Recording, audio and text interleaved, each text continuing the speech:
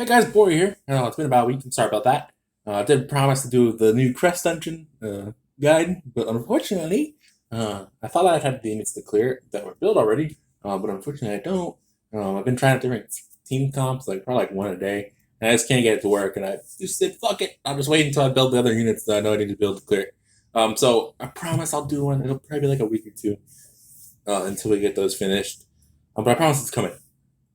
Today, however, there's a SWICK review.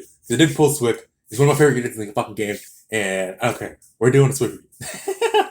So yeah, jump right into it. Story time. We did pull him last night. It was a random 10K. I was in VC with all the Grand Council and a couple other people. And I just felt really lucky. And I just knew, I was like, I'm not going to feel lucky by the time Rosetta drops. I need to use this. So I was just like, fuck it, I'm YOLOing. I told the guys, and they're like, don't do it. And I did it.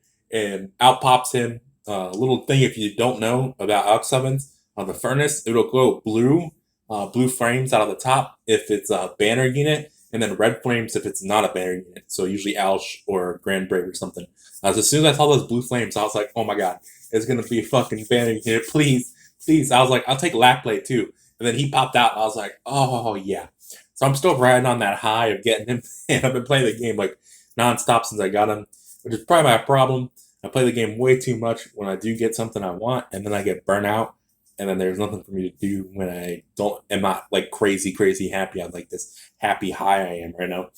So yeah, today we're just gonna go over it, and then we're gonna do a couple runs, and there's just gonna be some music over those runs after we finish discussing it.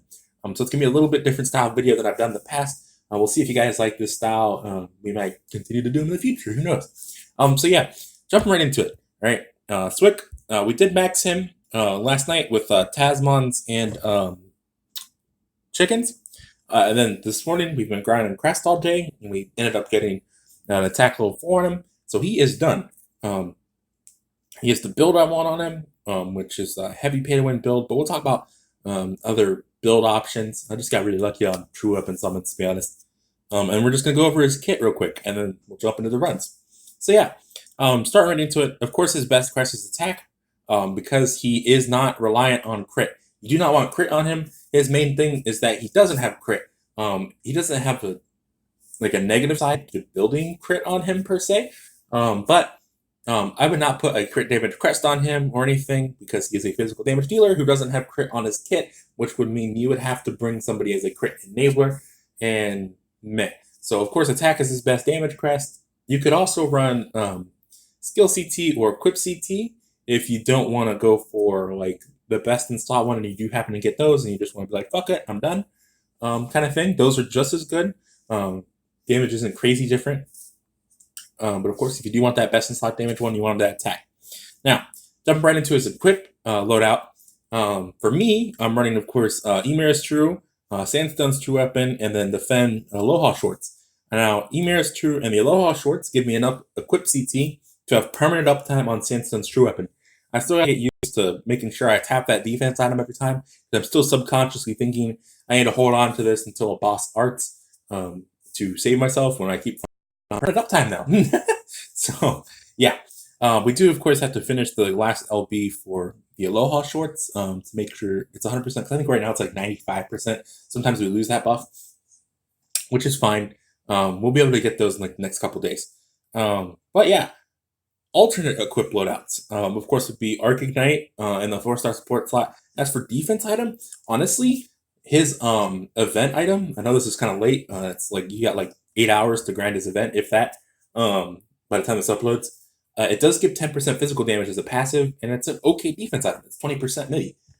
So sacrificing a few percent of mini for 10% more damage could be a good option for a defense item. You could, of course, run Lost Arms for break teams. You could also run Raz for immunity. There's plenty of defense items that are free to play that you can grab without needing to run the equip loadout item.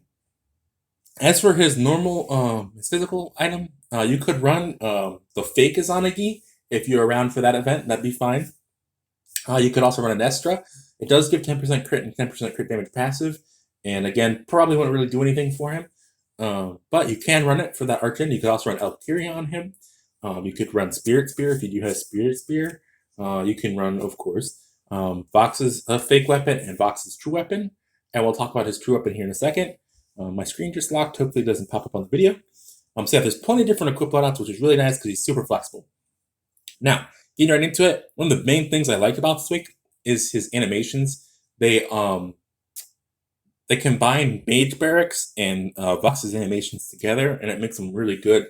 One, to look at, and two, just in general for like mob coverage. And we'll talk about that right here in the skill.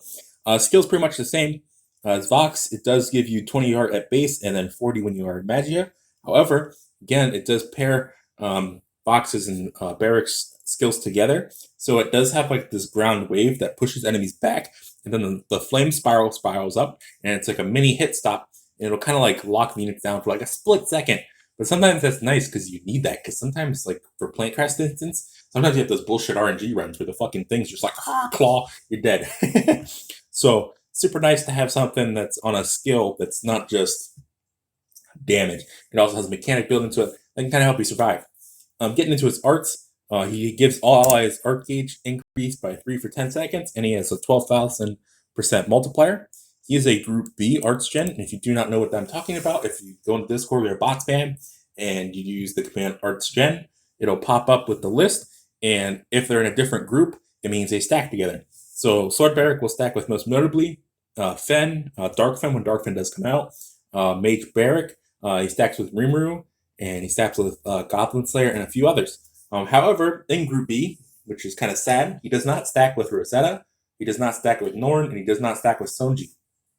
So just think about that if you do summon a Rosetta and you're pairing them together, just know that they do not stack their arts gen. But however, it is still nice to have that bonus art gen, especially for Fire Mono, to help your Gerald or your Sandstone keep their mitigation up permanently or more often. Getting into his true art, this is bread and butter. It's pretty much what we're going to be using nonstop. You really only use his normal art if you really do need arts in a clutch situation, or you just want to deal with some mobs real quick. But his true art, once he activates his Magia Drive, it's 180 seconds. It's good. It's a 40,000% fire damage physical multiplier, and then it increases all allies max HP by 20% and physical damage by 100% for 10 seconds. This is really good because it's a team-wide 100% damage buff for physical, which is really nice. It can help you do some crazy numbers on certain units. Like when I was doing Reaper today, I was popping millions on not even the final hit on Watermelia, which is really good. So things like that make them a really good buffer. And he does have that max HP. This functions the same way all stats functions. It's not a flat out heal.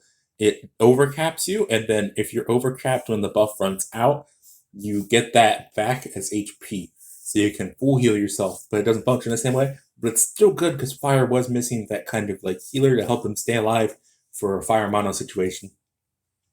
So all in all, this kid is really good. Pairs well. He supports the team. He has a defense slot to help keep you alive. He has the support slot.